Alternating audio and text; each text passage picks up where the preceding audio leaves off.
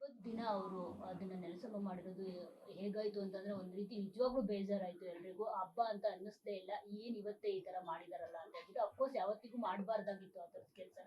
So as A family ಆಗಿ ನಿಮ್ಗೆ ಎಷ್ಟು ನೋವಾಯ್ತು ಸರ್? ತುಂಬಾ ಅಂದ್ರೆ ತುಂಬಾ ನೋವಾಗಿದೆ. ಇದನ್ನ ಪದಗಳಲ್ಲಿ ಹೇಳೋದಕ್ಕೆ ಅಸಾಧ್ಯ. ಅಷ್ಟೊಂದು ಆ, ನೋವಾಗಿದೆ, ದುಃಖ ಆಗಿದೆ. ಈ ತರ ಅವರು ಮಾಡಬಾರ್ದಾಗಿತ್ತು. ಆ, ಇಡೀ ಕರ್ನಾಟಕಕ್ಕೆ ಗೊತ್ತಿರೋ ವಿಷಯ ಇದು.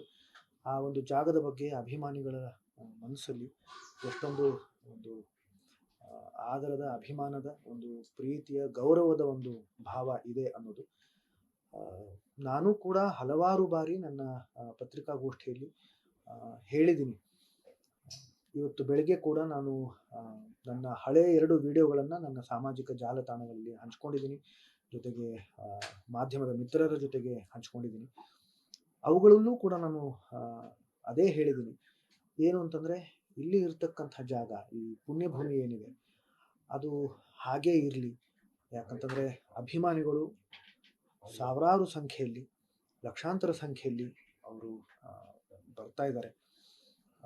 ಇಡೀ ವರ್ಷ ಅವರು ಅಲ್ಲಿ ಪೂಜೆ ಸಲ್ಲಿಸ್ತಾರೆ, ತಮ್ಮ ಗೌರವವನ್ನು ಸಲ್ಲಿಸ್ತಾ ಇದ್ದಾರೆ. ಅದರ ಜೊತೆಗೆ 2 ದಿನಗಳು ಪ್ರಮುಖವಾಗಿ ಅವರ ಹುಟ್ಟುಹಬ್ಬದ ದಿನ ಅಂದರೆ 18ನೇ ಸೆಪ್ಟೆಂಬರ್, ಹಾಗೂ ಅವರ ಪುಣ್ಯಸ್ಮರಣೆ ದಿನ ಅಂತಂದರೆ 30ನೇ ಡಿಸೆಂಬರ್ ಅತ್ಯಂತ ವಿಜೃಂಭಣೆಯಿಂದ ಅದನ್ನು ಆಚರಿಸ್ತಾರೆ. ಹಾಗಾಗಿ ಅದರ ಜೊತೆಗೆ ಸಾಕಷ್ಟು ಸಮಾಜ ಸೇವೆ ಕೂಡ ಮಾಡ್ತಾ ಬಂದಿದ್ದಾರೆ. ಹಾಗಾಗಿ ಬಾಲಣ್ಣ ಅವ್ರ ಕುಟುಂಬದವರು ದಯಮಾಡಿ, ನಾನು ಕೈ ಜೋಡಿಸ್ಕೊಂಡು ನಾನು ಮನವಿ ಕೂಡ ಮಾಡ್ಕೊಂಡಿದ್ದೀನಿ ಆ ವಿಡಿಯೋಗಳಲ್ಲಿ, ದಯವಿಟ್ಟು ಅಭಿಮಾನಿಗಳಿಗೋಸ್ಕರ ಅವಕಾಶ ಮಾಡಿಕೊಡಿ. ಬಂದು ಹೋಗೋದಕ್ಕೆ, ಪೂಜೆ ಸಲ್ಲಿಸೋದಕ್ಕೆ ದಯವಿಟ್ಟು ಅವಕಾಶ ಮಾಡಿಕೊಡಿ. ಜೊತೆಗೆ ಇದು ಮಾಡೋದ್ರಿಂದ ತಮಗೂ ಕೂಡ ಒಂದು ಅದು ಅಂತಂದರೆ, ಒಬ್ಬ ಕಲಾವಿದನ ಕುಟುಂಬದಿಂದ ಇನ್ನೊಬ್ಬ ಕಲಾವಿದರಿಗೆ ಇದು ಗೌರವ ಸಲ್ಲಿಸಿದಾಗುತ್ತೆ, ಇದು ಮಾದರಿ ಆಗುತ್ತೆ.